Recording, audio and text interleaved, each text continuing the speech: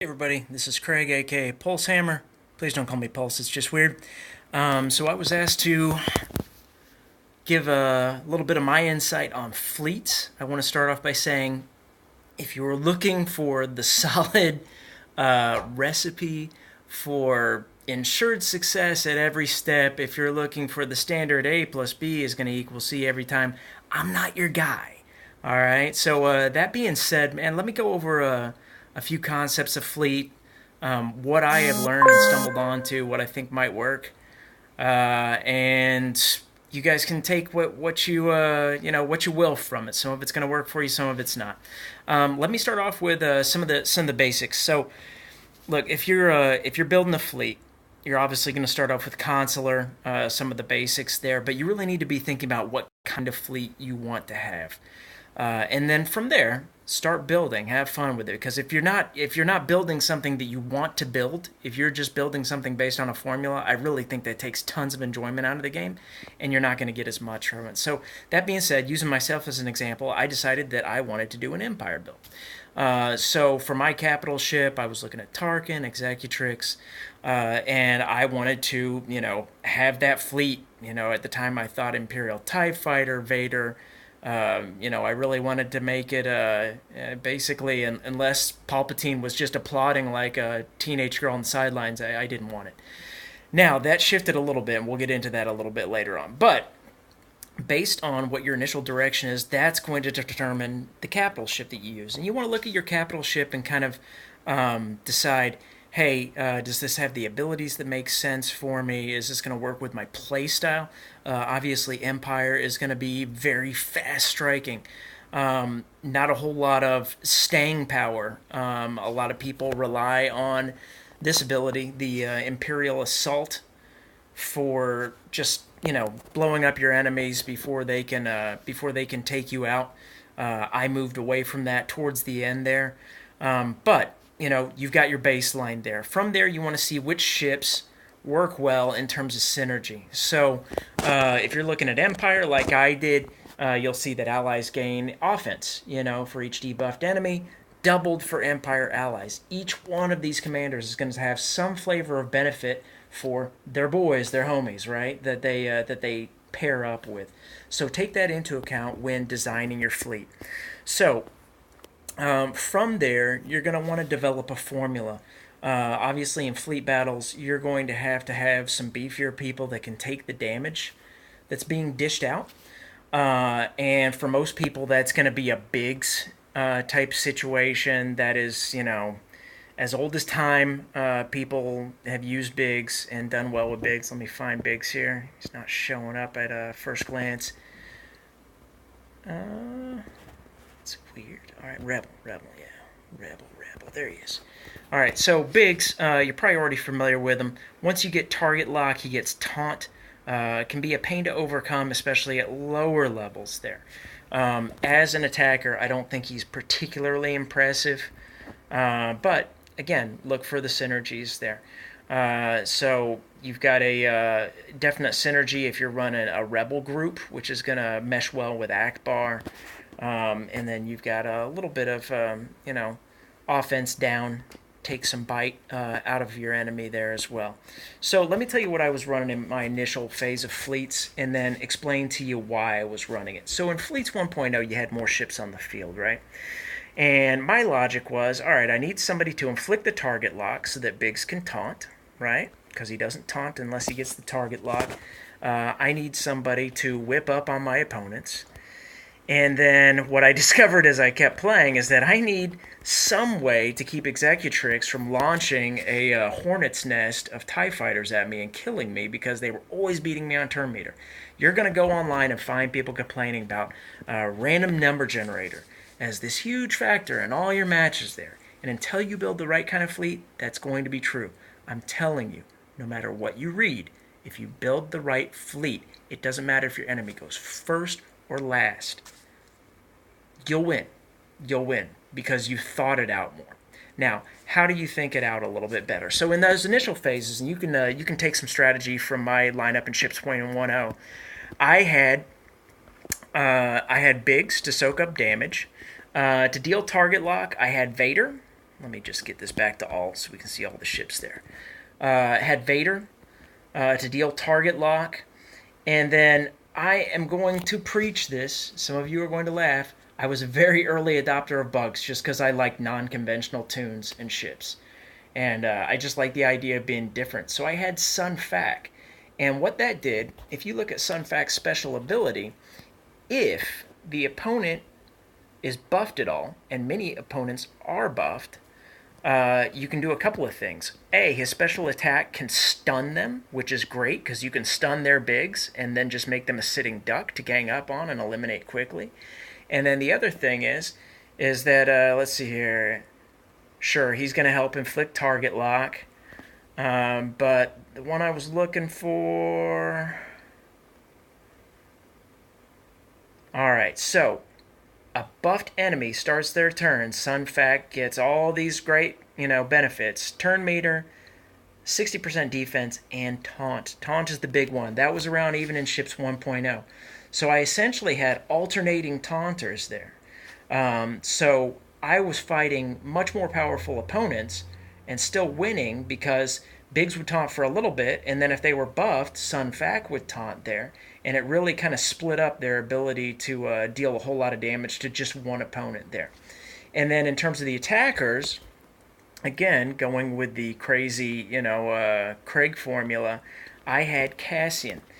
And the reason that I had Cassian is that, a couple of reasons, but the main one is that he could call an assist even back then. And I wanted to give Vader as many shots as he could have. He was really my, oh man, he still is. And we'll make a video later of, what he can do if you're not familiar. But he still is my heavy hitter, really, kind of my Hank Aaron there. So you had Cassian to do that. Also, Cassian helped with another support, which we'll get into a little bit later on. Vader, of course, most of you are familiar. He's going to inflict target lock a lot. And then also, if he's got target lock, he can remove turn meter and buffs from a target too, which can be helpful, especially if you got a Biggs that you really don't feel like hitting over and over again. You want to take out some of the smaller ships. And then the other thing is, at the time, Reaper was more powerful, and I had Reaper in that starting lineup there.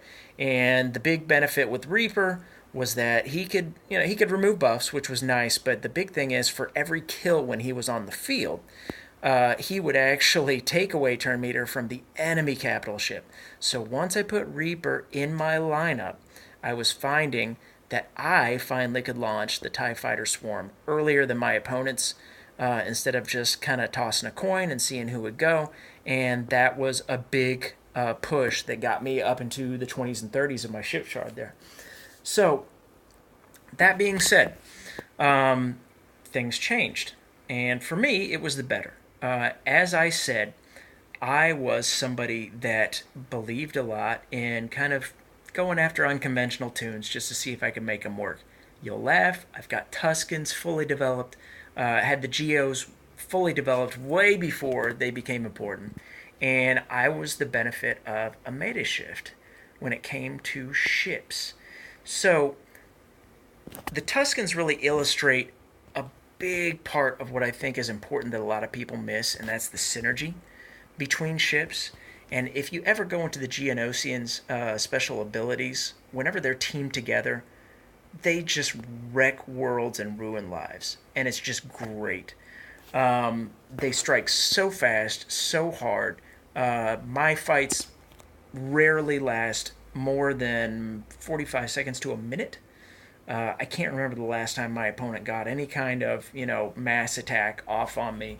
And it is very, very, very rare. I would say less than 3% of the time that I even use more than one reinforcement on that. And then also, so your attackers, that's going to shift. I like to keep the Geos all together when they're fully developed just because they all give so much benefit and they hit every time no matter who they're aiming at, which is good whenever you're squaring off against TIE or some of those other dodgy types. Now, in terms of a capital ship, one thing to pay attention to on your capital ship, and this is whether you're dealing with Executrix, Home One, whatever, look at an ability And sorry about my thumbs getting in the way of the camera. Like I said, I'm new at this. But look at the ability and look at what the maximum of the ability is. What you're going to find on these, specific abilities to a ship and a particular commander is that at the very top of that, where you're spending a lot of that prestige, something really special happens. All right. With Executrix, you'll see here, allies gain 20% turn meter whenever any ship, not just one of your ships, any ship is destroyed. So because of that, you end up getting a lot more attacks. So what you'll see in my development here on my capital ship, look, I didn't go even across here. What I did is I developed this one all the way, and nobody else had done that in my ship shard. Uh, I went and developed my second most used ability all the way, which is the heavy ion cannon, that spread that happens at the beginning there. And you'll see at the very top of that, when you fully invest, you are exposing a lot. And these things make a difference. They really, really do in terms of fighting. And this doesn't matter what fleet you're in. So, in terms of general composition, as I was saying before, you're going to want some kind of tank. You're going to want attackers. Think of the way that your attackers integrate with the other ships in your fleet, whether you're going Empire, whether you're going, something along the lines of the Phoenix folks, et cetera, how they're going to play off of each other. And then a big part of Ships 2.0 that a lot of the grumpy old timers have not paid enough attention to, reinforcements. All right, how many of you are running Vader in your starting lineup? Show of hands, anybody? All right, now, when you look at Vader's reinforcement ability, my next question is why? Look at that. If you bring him in afterwards, you're inflicting 3 DOTs, damage over time effects, and offense down on all enemies for 2 turns, which cannot be evaded. That absolutely trashes your enemies. Game changer. Huge. Now, some of you are going to say, but Craig, I need that target lock. That may be right for your current fleet, but all I'm saying is pay attention to things like that. If you've got a ship that grants a lot of benefits on the reinforcement, see if you can craft a fleet in some way that, how do I put this, that takes advantage of that. Because what you're going to notice is a big difference. So my personal experience whenever Ships 2.0 launched is I suddenly found myself, I started off in the 20s to 30s again, running a hybrid of my original fleet. Your Reaper, Vader, Sunfac kind of thing. And then what I discovered is that as I started learning it more and tweaking the ships in my fleet, I immediately shot up to the top 10, and now it's very rare that I take less than number 1. Usually it's because I am doing something in real life where I just cannot take it right before. So, in terms of my current lineup and how that works, let me give you an idea. So, here's the arena. Still number 1 at payout, which is great. For those of you that don't know the benefits of scoring well in fleet, wow. And this is basically an untapped resource out there because so many people focus on player versus player. And that's great. It's good to be good in player versus player, but the competition is so brutal there. And fleets, if you really focus on fleet, what you're going to find is that you can get this, 200 to 400 crystals a day and lots of other useful currency.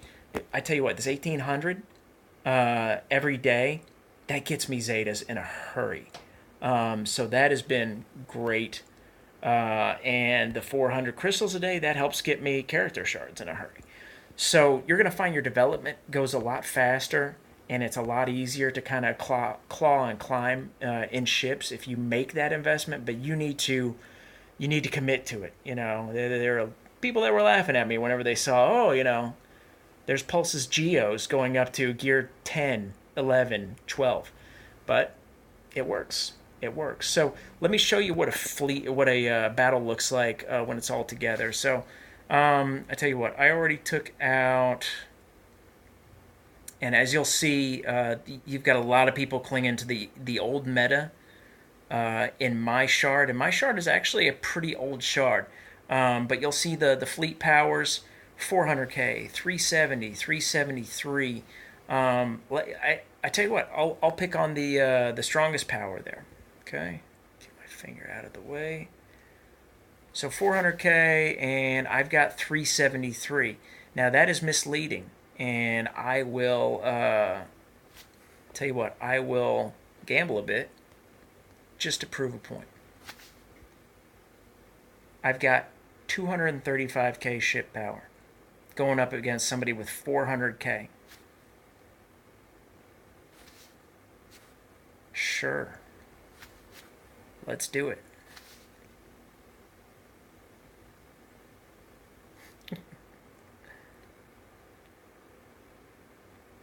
Hotel Wi-Fi, a little bit slow here in Milan at the moment. All right, here we go. Hey, I know that ship. All right, so they're going to get lucky. They're going to get that target lock. That's okay. So what I'm going to do is I'm going to stun Biggs with Sun Fac. Then I'm going to spread the love. Boom. He's going to spread the love. And then I'm going to use Spy to hit him all at once with my Geos. Done. Now he has ability block going on, so you know what? I'm going to pick on the other TIE fighter just to make him less of an immediate threat. I'm not going to touch him because he's got foresight, so I'm going to hit over here. And then my big brother gets to come in. Dun dun dun dun dun dun dun dun dun. Now I know he can go through foresight, so boom, going to get him done. Remember, I'm getting turn meter for every ship that gets eliminated. Oh, that's cute. He gave his buddy some help. Alright. So many assists with the Geos. Just so many. It's not even fair. And then you've got Darth Maul out of his lonesome. He doesn't know what to do with his makeup. He's confused. He's hurt. And he's dead. Now, all of that is because I invested in ships. I pushed in ships. I made a point to